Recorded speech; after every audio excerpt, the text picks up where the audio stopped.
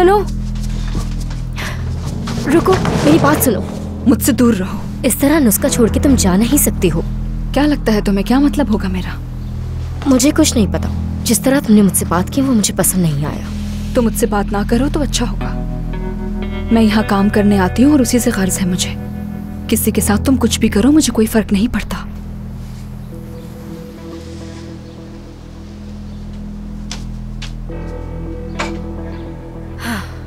वैसे लगता नहीं कि इसको कुछ मालूम है। फजूल बकवास कर रही थी।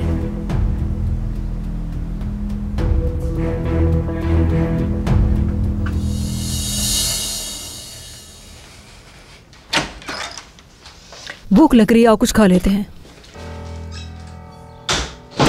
हाँ, क्या हो गया पता नहीं।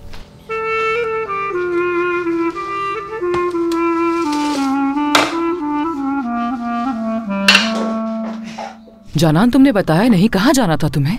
कुछ जरूरी काम है, मुझे जाना होगा।